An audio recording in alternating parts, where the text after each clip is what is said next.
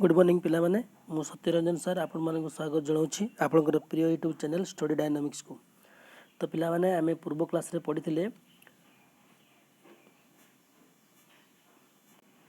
Preposition एवं appropriate preposition. आज आमे पढ़िबा कंजक्शन एवं इंटरजक्शन। कहा को कंजक्शन कहबा कहा को इंटरजक्शन कहबा एवं सेउडीर व्यवहार किपरि करबा आज आमे से विषय आलोचना करिबा। चलतु विलंबन कर आरंभ करवा आज क्लास। प्रथम रही जाना आम कंजक्शन। कंजक्शन बा संयोजक अव्यय। आम संयोजक अव्यय कौन प्रथम जाना।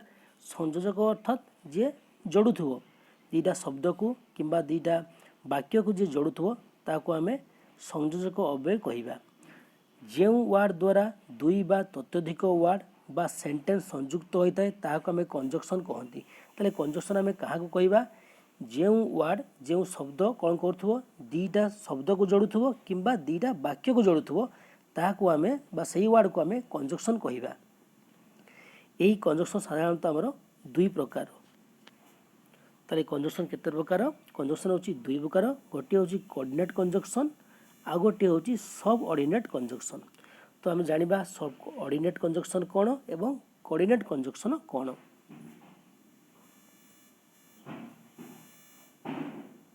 प्रथम आम जानिबा कोऑर्डिनेट कंजक्शन। एंड और but as well as for as whereas else nevertheless still yet therefore यही सब को आम कोऑर्डिनेट कंजक्शन कहवा। यही सब को आम कोऑर्डिनेट कंजक्शन बा संयोजक अव्यय बोली आम कहवा। यह सब बेले दुईटी समान योग्यतार इंडिपेंडेंट क्लोज को जोड़ी थाए। ताले कोऑर्डिनेट कंजक्शन कौन करिवो दुईटी समान योग्यतार इंडिपेंडेंट क्लोज। इंडिपेंडेंट क्लोज कोटा जोड़ा आम स्वाधीन खंड वाक्य। इंडिपेंडेंट क्लोज रो अर्थ होची स्वाधीन खंड वाक्य। क्लोज तो आम जानिछु खंड वाक्य। इंडिपेंडेंट क्लोज रो अर्थ होची स्वाधीन खंड वाक्य दुईटी को जे जोड़ुथबो ताको आम कौन कहबा कोऑर्डिनेट कंजक्शन बोली कहबा। जेपरी उदाहरण स्वरूप नहीं पारिबा दुईटा खंड वाक्य ही इज वीक से दुर्बल अटे या प्रथम खंड वाक्य। द्वितीय खंड वाक्य अच्छे आमर ही इज इंडस्ट्रियस से परिश्रमी अटे। ताले से दुर्बल अटे से परिश्रमी अटे यही दुईटी इंडिपेंडेंट क्लोज बा स्वाधीन खंड वाक्य को आम जोड़िबा गोटे वार्ड लगाई। यही वार्ड टी को देखिबा आम यही दुईटी खंड वाक्य किपरि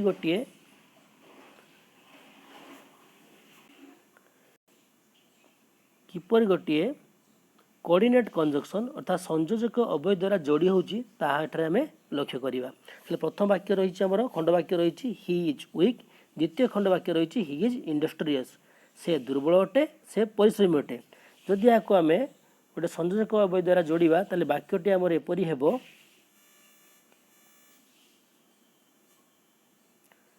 he is weak but industrious. तो देखिए आम he is weak but industrious से दुर्बल किंतु परिश्रमी। सही परि आम अन्य केतोटी वाक्य देखिबा आई इट ब्रेड एंड बटर मु रुटी एवं लहुणी खाइली। आई एट ब्रेड एंड बटर। तो आम ये लक्ष्य करवा ब्रेड गोटे शब्द बटर गोटे शब्द। ये ब्रेड एवं बटर को आम क्या द्वारा जोड़ीचु एंड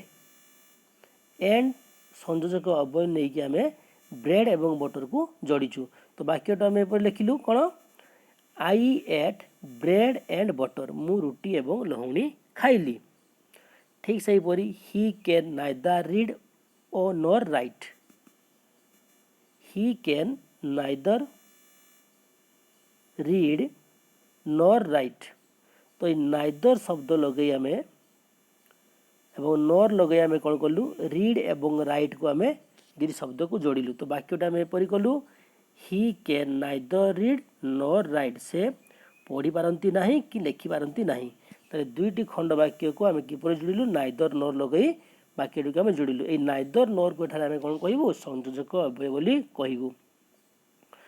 ठीक से परी ही डज नॉट स्मोक और ड्रिंक। ताले से धूमपान किंबा मद्यपान करती नहीं।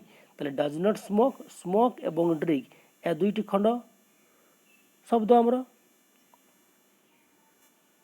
वाक्य गुड़ी को आम यही खंड वाक्य गुड़ी को आम और लगाई वाक्यटी संपूर्ण करिछु। वाक्यटी आमर एपरि ही डज नॉट स्मोक और ड्रिंक। तो एठारे और हेउछि कोऑर्डिनेट कंजक्शन। ठीक से आम आउ गोटे एग्जांपल नहीं परिबा। Ram is ill so he can not go to school. Ram असुस्थ अच्छी he can not go to school. ताले एटा देखिबा ए दुईटी वाक्य होची हमर खंड वाक्य राम इज इल गोटे खंड वाक्य, द्वितीय खंड वाक्य होची he can not go to school. एही दुईटी वाक्य को लक्ष्य करिबा। ए दुईटी हमर इंडिपेंडेंट क्लॉज। ए दुईटी इंडिपेंडेंट क्लॉज को के जोड़ीची एठारे सो जोड़ीची। के जोड़ीची सो जोड़ीची। तो सो एसो सो हेउची एठारे हमर संयोजक अव्यय बा कंजक्शन। ताले हम ऊपर वाक्य देखिले and neither nor both and और सो यही सब को आम कोऑर्डिनेट कंजक्शन बोली कहबा एवं एसबूर व्यवहार आम यही करवा। तो यह थिला हमर कोऑर्डिनेट कंजक्शन। तो कोऑर्डिनेट कंजक्शन आम क्या कहबा ना कोऑर्डिनेट कंजक्शन होची हमर दुईटी खंड वाक्य बा दुईटी शब्द को जोड़ुथबा वर्ड को आम कंजक्शन बा संयोजक अव्यय कही थाउ। यही कंजक्शन बा संयोजक अव्यय आम साधारणतः दुई प्रकार। गोटे हूँ कोऑर्डिनेट कंजक्शन आ गोटे हूँ सबऑर्डिनेट कंजक्शन।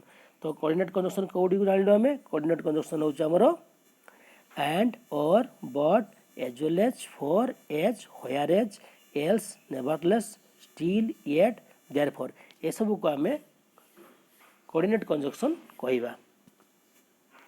तो बर्तमान आम जानिबा सबऑर्डिनेट कंजक्शन के गुड़ी को आम सबऑर्डिनेट कंजक्शन कहबा एवं तार व्यवहार किपरि आम करबा। मन रखिबा जेउ कंजक्शन एक बा एकाधिक असंपूर्ण अर्थ प्रकाश करथुवा खंड वाक्य बा सबऑर्डिनेट बा डिपेंडेंट क्लॉज सहित गोटे पूर्ण अर्थ प्रकाश करथुवा वाक्य को मिसाइबो। ताले सबऑर्डिनेट कंजक्शन रो काम होउची कोन ना सबऑर्डिनेट कंजक्शन रो काम होउची से गोटे असंपूर्ण खंड वाक्य सहित गोटे संपूर्ण वाक्य को से मिसाइबो। ताको आम कौन कहबा सबऑर्डिनेट कंजक्शन कहबा। ताले आम जानिलु सबऑर्डिनेट कंजक्शन अर्थ होउची जे गोटे खंड वाक्य असंपूर्ण खंड वाक्य एवं गोटे संपूर्ण अर्थ प्रकाश करथुवा संपूर्ण वाक्य ये दुईटी को मिसाइबो से होउची सबऑर्डिनेट कंजक्शन।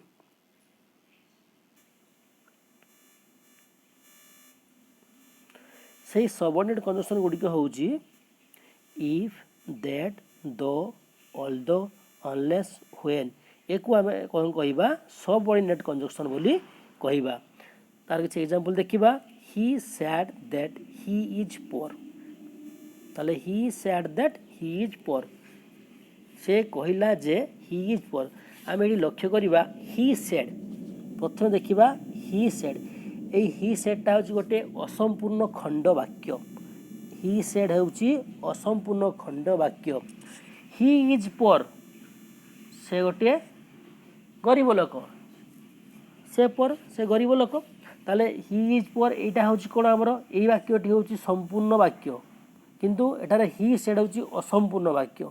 यही असंपूर्ण वाक्य एवं संपूर्ण वाक्य ही इज पर को किए जोड़ुची या जोड़ुची दैट जोड़ुची किए जोड़ुची दैट। ताले ही सेडटा हूँ आमर असंपूर्ण खंड वाक्य एवं ही इज पर हूँ संपूर्ण वाक्य।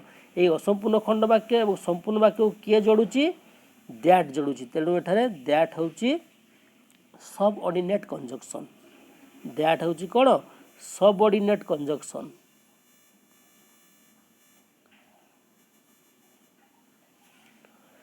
ठीक से गोटे वाक्य देखिबा although he had no talent he got the scholarship. Although he had no talent he got the scholarship जदियो तार धीशक्ति नाही ही गॉट द स्कॉलरशिप से छात्रवृत्ति पाइला। तो से छात्रवृत्ति पाइला हूँ कौन आम संपूर्ण वाक्य आटा हूँ कौन असंपूर्ण वाक्य ही हैड नॉट टैलेंट या जोड़ुची किए ऑल्दो लगे वाक्यटा आम संपूर्ण कली although he had not talent he got the scholarship जदियो तार धीशक्ति नाला तथापि से स्कॉलरशिप पाइला छात्रवृत्ति पाइला।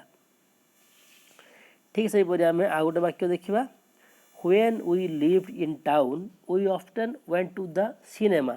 ଯେତେବେଳେ ଆମେ ସହରରେ ଥିଲୁ ଆମେ ଅନେକ ସମୟରେ ସିନେମା ଯାଉଥିଲୁ। ଏଠାରେ ମଧ୍ୟ ସେମିତି ଗୋଟିଏ ସମ୍ପୂର୍ଣ୍ଣ ବାକ୍ୟ ସହିତ ଗୋଟେ ଅସମ୍ପୂର୍ଣ୍ଣ ବାକ୍ୟକୁ ଯୋଡ଼ିକି ଆମେ କ'ଣ କରିଛୁ, ବାକ୍ୟଟି ସମ୍ପୂର୍ଣ୍ଣ କରିଛୁ। ତ ଏଇ ଅସମ୍ପୂର୍ଣ୍ଣ ବାକ୍ୟ ଖଣ୍ଡ ଏବଂ ସମ୍ପୂର୍ଣ୍ଣ ବାକ୍ୟକୁ ଯୋଡ଼ିଥିବା ୱାର୍ଡ଼କୁ ଆମେ କ'ଣ କହିବା, ସବଅର୍ଡିନେଟ୍ କଞ୍ଜକ୍ସନ୍ ବୋଲି କହିବା।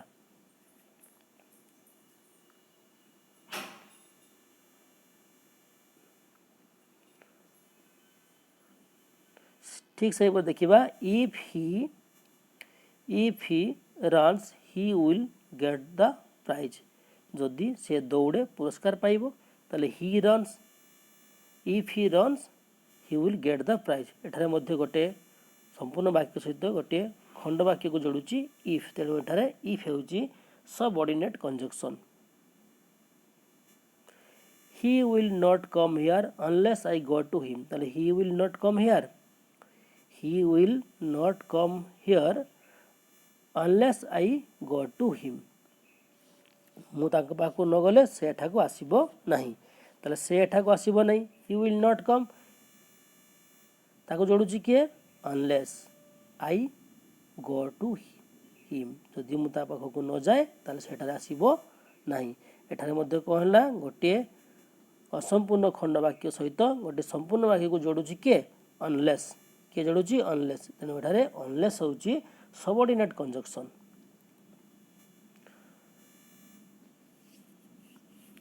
ताले ऊपर वाक्य मानकर आम देखिले that, although, when, if, unless एसबू होची कोन हमर सबऑर्डिनेट कंजक्शन।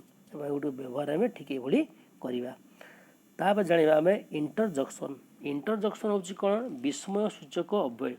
आम तो जेतेले पढिथिलु वाक्य रे सेंटेंस रे पढिथिलु डिफरेंट टाइप ऑफ सेंटेंस रे हमें पढ़ी विस्मय सूचक वाक्य आम पढ़ी से विस्मय सूचक वाक्य रे जो वार्डटी आम यूज करूँ विस्मय सूचक अव्ययटी ताकू आम एठारे भल भाव जाना। इंटरजक्शन अर्थात विस्मय सूचक अव्यय। आम जो विस्मय सूचक गोटे वाक्य गठन करूँ से विस्मय सूचक वाक्य आम छोटे वार्डटी नहीं था से जो वार्डटी को आम कौन विस्मय सूचक अव्यय बोली कहवा।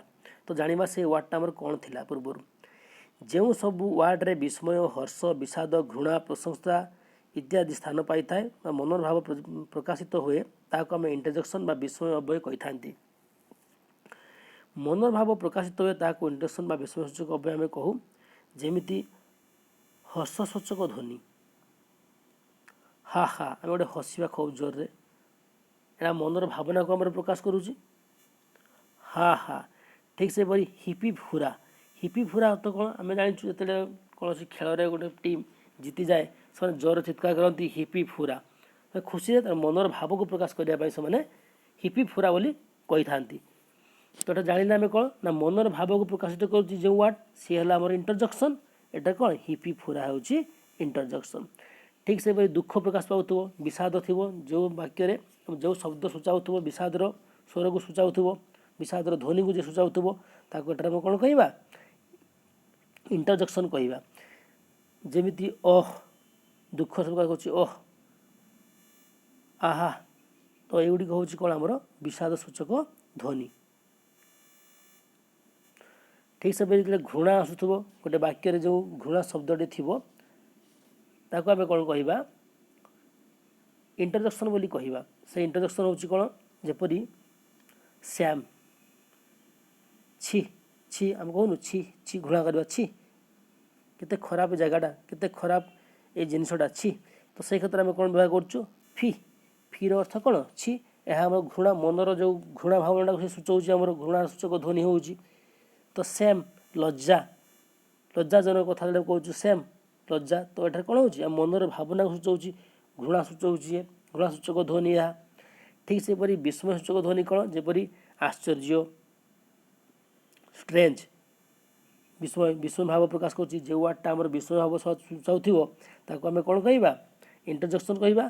तो ये विस्मय सूचक शब्द किए स्ट्रेंज आश्चर्य हो जपरी हाउ स्ट्रेंज। तो यह विस्मय सूचक ध्वनि। ठीक से प्रशंसा सूचक ध्वनि हो पार ब्राभो ब्राभो साबास साबास एगुड़िक हूँ कौन आम प्रशंसा सूचक ध्वनि। तो ये जीक आम जानलु ये हर्ष सूचक, विषाद सूचक, घृणा सूचक, विस्मय सूचक, प्रशंसा ए सबू गुड़िक हूँ कौन आमर इंटरजक्शन। एसबू को आम कौन कह विस्मय सूचक अव्यय बोली कहवा। तो पिला माने या थिला आमर कंजक्शन एवं इंटरजक्शन। तो आम जानिलु कंजक्शन क्या कहुए, इंटरजक्शन क्या कहुए एवं तार व्यवहार जानिलु। आज क्लास को ये रखा, पुणे एक नुआ क्लास रे नुआ चैप्टर सहित आलोचना करवा। धन्यवाद। जय जगन्नाथ।